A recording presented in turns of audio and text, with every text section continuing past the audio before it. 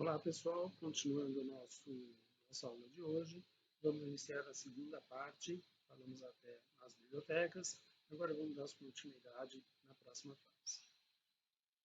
Após a definição das bibliotecas, o programa é iniciado pela função main. Main significa principal. Veja no exemplo, main abre e fecha parênteses, sem nada dentro, e em seguida colocamos uma chave, abrindo. Dali vem o nosso programa, o conjunto de instruções, e como última instrução, nós temos o fechamento dessa chave. Então, todo o nosso programa vai estar dentro desse espaço compreendido entre as duas chaves. Obviamente, nós podemos adicionar aqui quantas linhas forem necessárias. Então, tudo que estiver dentro dessas duas chaves será executado dentro do programa principal. Okay? Então, após a definição das bibliotecas, vem a instrução main e a sintaxe dela é assim: main abre e fecha parênteses, em seguida abre uma chave, pode ser na mesma linha, na linha de baixo, em seguida vem as linhas de instruções e por último a gente fecha essa chave, significando que encerramos esse contexto de programação. Ok? É possível também nós utilizarmos a palavrinha int antes do main. Isso significa que ela vai retornar um número do tipo inteiro. Quando ela é executada, como resultado da ação, ela vai retornar um número inteiro. E pode acontecer também de nós não precisarmos nenhum retorno dessa função principal, da função main. Então, nesse caso, nós usamos a palavra void. Void significa sem retorno ou não há nada a ser retornado. Então, no primeiro caso, a gente ficaria com int espaço main e no segundo caso, void espaço main. Ok? Então, são possibilidades de utilização do main. Ele pode vir sozinho, pode vir com a palavrinha int à frente, pode vir com a palavrinha void à frente. Agora vamos falar sobre variáveis. Variáveis, nós já falamos sobre elas no programa. Elas são locais reservados na memória para armazenar os dados. Então, quando nós usamos uma variável, nós definimos um espaço na memória do computador, do dispositivo, para armazenar dados que serão utilizados dentro do nosso algoritmo ou programa. Cada variável possui um nome próprio para sua identificação. E nós classificamos as variáveis por tipos. Cada tipo significa um determinado espaço que ela vai ocupar na memória e o que pode ir dentro desse espaço que está sendo reservado. Principalmente essa segunda característica, o que pode ir dentro desse espaço. Isso é muito importante.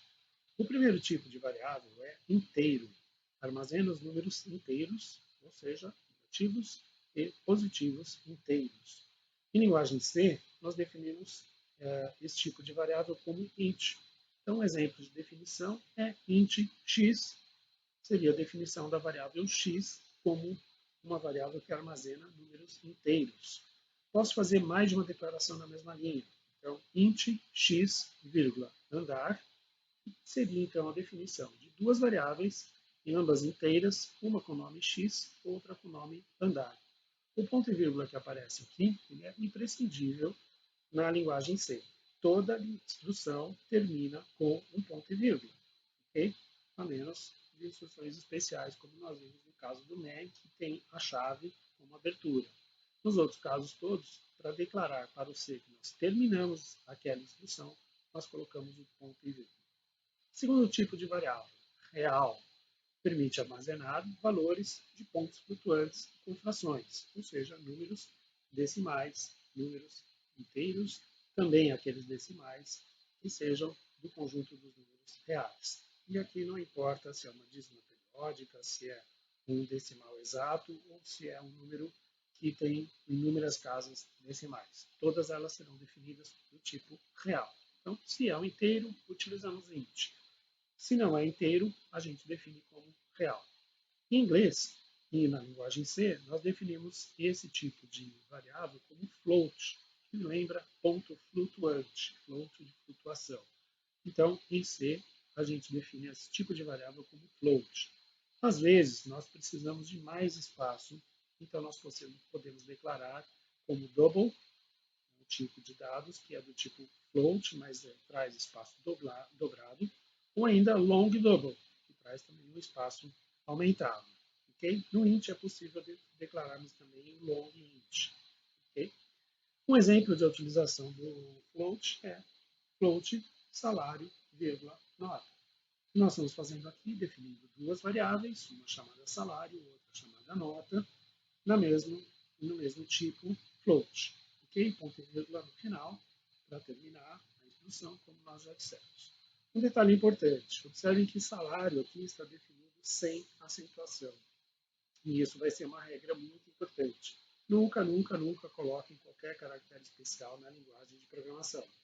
Pode ser que a linguagem que você está utilizando aceite, mas talvez na hora de compilar para um determinado sistema operacional, ela não aceite. E aí você vai ter um problema de revisar todo o seu código em busca de caracteres especiais, retirá-los, trocar, fazer toda a coerência entre as coisas que você trocou. Enfim, pode dar um trabalho muito grande. Então, para a sua própria proteção, nunca use caracteres especiais. Né? Nunca use C cedilha, nunca use acentuação, nunca use cifrão, asterisco, nada que possa ser mal interpretado por uma linguagem de programação. Okay? E as variáveis sempre, sempre, sempre começam por uma letra. Depois da letra pode vir um número, como nós fizemos na aula passada, N1, N2, eram dois números a serem digitados pelo usuário. Então, N, depois o número 1, pode. Não pode começar com um número, não pode chamar só número. Não existe variável 4, não existe variável 1N. Existe variável N1, existe variável nota, nota 1. Ok? Então, isso deve ficar bem claro para a gente não cometer erros no futuro. Outro tipo de variável, caractere. Armazena caracteres. Na verdade, caractere. Ela armazena apenas um caractere. Né? Algarismos numéricos também são possíveis de serem armazenados nesse tipo de variável.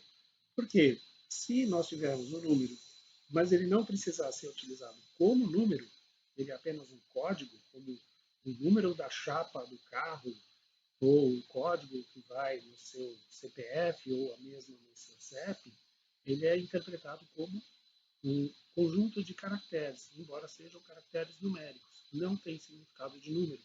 Portanto, a variável do tipo caractere serve para armazená-los. Ok? Somente um detalhe. Em C, caractere significa um único caractere. Tá? Então, dentro dele pode ser caracteres, algarismos numéricos e símbolos. Tá? Aqui a gente está armazenando o símbolo, não é o nome da variável. Né? Então, quando a gente vai delimitar e dado entra dentro dessa variável, nós usamos a aspa simples. Então, a definição em linguagem C ficaria com o nome char, de caractere em inglês. Então, um exemplo, char, casa, seria a definição da variável casa, como sendo do tipo caractere. Se eu declarar char, casa, igual a A, eu estou atribuindo o valor de A dentro do espaço reservado para a variável casa. Então, já estou declarando a variável como char e, ao mesmo tempo, fazendo uma atribuição.